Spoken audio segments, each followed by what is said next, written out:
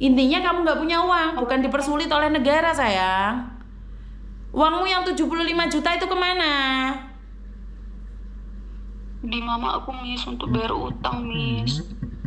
Ya kau mintalah sama mamamu utang dulu, yang penting kamu pulang.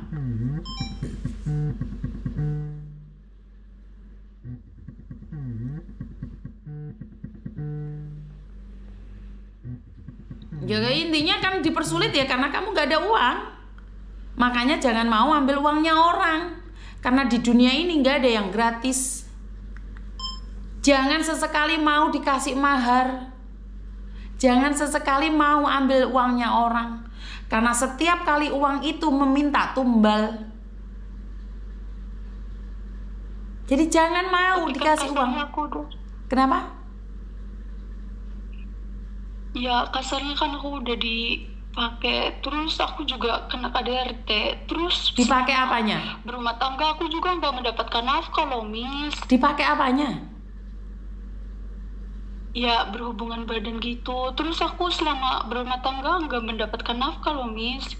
Nafkah itu bagaimana? Yang mereka janjikan. Mereka janji apa? Ya dibilangnya kalau nanti nikah dia bakalan kerja terus gaji full untuk kamu. Ternyata tidak, Miss, kerja aja enggak. Loh kok kamu yang bahasanya nggak bisa? Wong pacaran sama orang Indonesia aja dikibulin. Yang bisa bahasanya, yang setiap hari ketemu. Apalagi yang orang yang bahasanya kamu nggak paham. Iya kan? Kan seharusnya kamu sadar menikah dengan orang luar negeri konsekuensinya apa? Selain ditompai apa? Gak dikasih makan. Nikah sama orang Indonesia yang I love you, aku padamu, aku cinta kamu aja. Habis menikah dijarne kok. Lo kok percaya sama janji-janji manis? Kamu tahu dari mana kalau dia akan kerja? Wong kamu bahasa nggak paham. Emangnya kamu bisa bahasa Cina? Kan juga enggak. Lah iya, kamu tahu dari mana kalau dia janji-janji?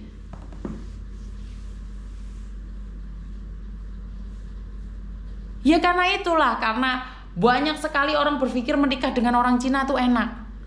Mbak, saya tuh menikah dengan orang Cina itu saya harus menundukkannya bertahun-tahun. Itu baru kutuk manue. Mau pikir langsung dekep langsung entuk sing apik. Yo enggak, Mbak. Wih dekep lek yang sarane hatiku sudah lama. Suami saya makan hati saya, ngerajang hati saya itu udah lama. Jangan ngarep dinafkahi sama orang Cina. Kalau kamu tidak bisa bekerja sendiri, telek, jadi gembel awake dhewe. Banyak orang yang menikah dengan orang Cina hidupnya nggak sejahtera. Kamu kira di Cina itu lebih kaya daripada orang Indonesia? Enggak, Mbak. Konsep yang salah menikah di Cina itu mengharapkan suamimu ngasih uang terus kamu bisa belanja-belanja, bisa beli barang di Indonesia, bisa memperbaiki rumah. Enggak. Faktanya kamu dijadikan pembantu di rumah sendiri. Mendingan jadi pembantu dapat gaji ora ditompai. Kamu nggak dapat gaji, dapat manuk. Bener gak sih? Karena ekspektasi kalian yang ada di Indonesia itu terlalu tinggi. Tapi Miss, masalah penahanan paspor itu bukannya nggak boleh ya? Paspor ditahan sama... Berdasarkan undang-undang, paspor itu adalah milik Indonesia dan dipegang oleh warga negara Indonesia atas nama yang ada di paspor. Pemerintah saja tidak boleh menyimpan paspor siapapun kecuali kasus. Ya sementara mertua saya menyita paspor saya loh. Ya karena 400 juta tadi. Kembalikan uangnya, balik lagi. Kamu itu sudah ngambil uangnya orang. Paham gak sih? Jangan mempertanyakan paspor tadi. Kembalikan uang orang, baru kamu mendapatkan paspor. Berdasarkan peraturan, paspor tidak boleh ditahan siapapun. Dan berdasarkan fakta, balik no duit orang. Paham? Ya paham. Berarti dia melanggar hukum juga dong, Miss.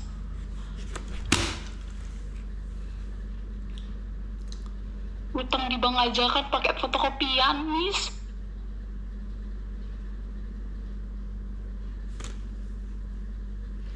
Ya wis terserah lah, Nduk. Berarti kamu nggak paham berbicara dengan saya selama ini.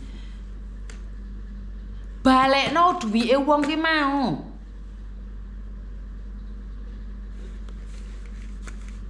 Yang seharusnya ngebalikin kan agent saya ngedapetin banyak loh, Miss. Lah ya golek ono agentmu, Nduk.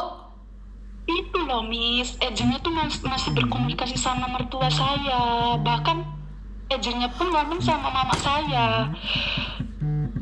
Mertua saya tuh mau sampai kapanpun juga bakal ngelindungin si agent itu, Miss. Yo itu konsekuensinya kamu rapi mbek wong Cina, wes. Saya nggak bisa ngomong apapun. Saya nggak bisa ngomong apapun, saya. Kayaknya kamu nggak paham dengan apa yang saya sampaikan. Kamu nggak paham sama sekali.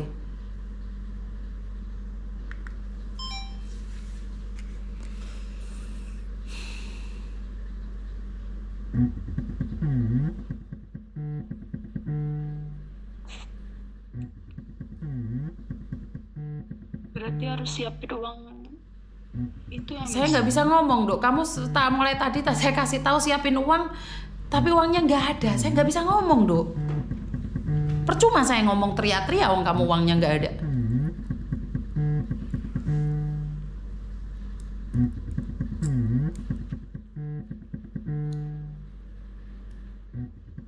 Kayaknya kamu masih nggak paham dengan apa yang saya sampaikan. paham, Miss. Intinya makan uangnya, Miss. Betul. Intinya apa, Dok? Uang. Betul. Kamu tanya panjang kali lebar, itu intinya uang. Uang 400 juta, 500 juta itu kamu kembalikan. Terus kamu menyemparnya pada mak comblang. Ya nggak bisa lah. Uangnya nikah kamu kok. Intinya duit. Wes. Ibumu suruh cari uang lagi untuk mengembalikan kamu pulang Indonesia. Kalau enggak, kamu akan tinggal di situ. Ya. Duit uang balekno, baru kamu iso mulai Indonesia. Ngerti? Berarti sesuai mediasi kemarin itu ya, Miss? Iya, sayang. Ya wes, Miss, aduh sekali. Ya resikonya ambil uang orang. Aku nggak ngambil loh, Miss. Aku pun nggak tahu bakal endingnya kayak gini gitu. Aku pikir emang bener-bener nikah, ternyata gitu, Miss. Mana ada orang bener-bener nikah nyari orang lain, Dok. Kalau orang nikah itu bener-bener mereka ketemuan, pacaran.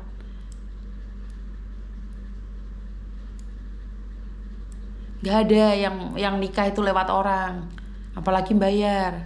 Ya aku pikirkan, aku nggak ngerti itu, Miss. Ya aku pikirkan perjodohan lebih baik kan, karena aku selalu gagal dalam percintaan itu, Miss. Makanya aku pikir perjodohan itu lebih baik. Ternyata Siapa yang jodohin kamu, mak comblang? Hah? Siapa yang jodohin kamu, makmu? Bukan, Miss. Itu temanku itu. Ya kan mak comblang. Bukan bilang juga. Mak comblang. Temanku juga nikah sama orang Cina, Miss. Dia bilang katanya enak, ini itu. Orang yang diambil ginjalnya itu juga bilang enak ke tetangganya. Mau belajar dari situ, tak? Hidup itu nggak ada yang enak. Hidup itu butuh proses. Jangan protes. Ya, Miss. Temenmu nggak akan cerita bagaimana proses mereka.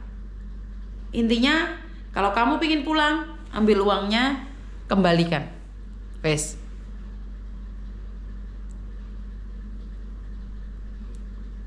Siapkan uangnya, baru nanti telepon Miss Yuni. Ya, Miss. I love you, bye-bye. Ya, terima kasih, Miss. Iya, sayang. Ini saya nggak tahu, ini kok banyak sekali pengantin pesanan ya. Dan ingat loh teman-teman, sebenarnya saya secara pribadi itu saya tahu pengantin pesanan ini banyak sekali. Tetapi banyak juga yang sukses menikah. Ada yang mengabdi pada suaminya dan benar-benar mereka menikah, punya anak, dan setelah mereka punya KTP Cina karena dia dulunya waktu baru menikah disiksa sama mertuanya atau dianiaya oleh suaminya. Saat mereka sudah memiliki KTP Cina, mereka hidup mandiri di Cina dan mereka sukses di Cina. Ya, semua itu butuh proses. Jadi saat proses nggak boleh protes. Tetapi banyak juga yang gagal. Hidup ini nasib-nasiban. Karena itu saya selalu mengingatkan saudara-saudara perempuan saya, jangan mudah percaya dengan orang yang tiba-tiba ngasih kamu uang. Kapan giliran kamu dapat laki-laki tampan dan mapan? Karma baik apa yang telah kita lakukan sehingga laki-laki itu jatuh cinta pada saya? Dan banyak juga orang-orang yang sukses di luar sana. Tetapi semua itu prosesnya panjang kali lebar. Tidak hanya hari ini kalian melihat di YouTube. Begitu juga saat kalian melihat Miss Yuni, kalian kira Miss Yuni itu hari ini sudah sukses. Oh, Miss Yuni itu sehari ini, seperti itu. Tidak ada yang tahu proses saya panjang kali lebar. Bagaimana perjuangan saya bersama suami saya, bagaimana perjuangan saya bersama anak-anak saya. Karena yang menyakitkan tidak pernah saya ceritakan. Banyak orang yang bilang, enak ya jadi kamu, enak ya jadi kamu. Ya enak lah, karena nangisnya, pedihnya, lukanya saya skip. Saya gak pernah ceritakan pada orang lain, tapi saya ceritakan sukses saya. Kenapa saya bisa duduk di sini dan bercerita pada kalian? Karena kenapa? Saya tidak punya siapa-siapa, saya hanya percaya Tuhan. Tuhan memberikan kekuatan pada saya. Dan saya selalu punya prinsip satu, tidak ada ujian yang diizinkan melebihi kekuatan kita. Apa yang diberikan sama Tuhan itu pasti sesuai. Jadi tidak ada yang bisa melebihi kekuatan Tuhan. Dan Tuhan juga tahu takaran-takaran kita. Takaran kita itu seperti apa sih? Tuhan gak akan memberikan izin ujian yang melebihi kekuatan kita. Tidak ada ujian yang melebihi kekuatan kita. Apa yang diberikan Tuhan atas kita itu sesuai dengan ukuran kita. Tetapi tergantung dari kitanya. Kitanya mampu gak? Berusaha gak? Bertahan gak di dalam segala ujian? Jadi bukan cuma kamu yang diuji, Mbak. Saya duduk hari ini di sini ngonten sama kalian. Tidak hari ini. Saya dari berapa tahun memberikan edukasi. Saya dikenalin hanya lewat offline. Saya ditelepon bagi orang-orang yang membutuhkan. Tetapi sejak 2012 saya baru ada YouTube. Itu pun gak ada yang peduli YouTube saya dari 2012. Di tahun 2018 baru meletus. Setelah COVID baru meledos. Baru kalian kenal saya. Gak ada yang kenal saya zaman dahulu kala. Paham sampai di sini? Semuanya butuh waktu untuk proses. Sudah paham ya? Jadi itulah hidup. Jadi tidak seperti hari ini. Wes ora usah telepon aku, wes aku ate kukut. Ora usah telepon. Itu aja ya teman-teman dari saya. Kurang lebihnya saya minta maaf dan terima kasih sekali. Pokoknya I love you full. Saya ingin beristirahat dan tentunya bertemu kembali bersama kalian. I love you so much dan berkat Tuhan mengalir atas hidup kita semua. Semoga semua makhluk hidup bahagia, baik yang nampak maupun yang tidak nampak. Terima kasih dan wassalamualaikum warahmatullahi wabarakatuh. Bye bye. Bye bye.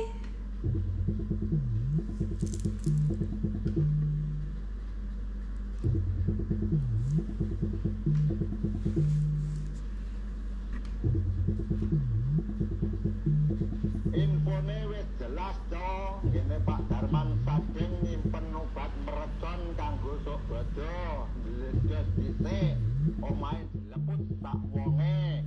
Wonge mati sitok sing loro meletik rong temu goleki. Infone wis jelas to, ngene Pak Darman Sading nyimpen obat merecon kanggo sok bodo, ndledes dhisik, omahe dileput.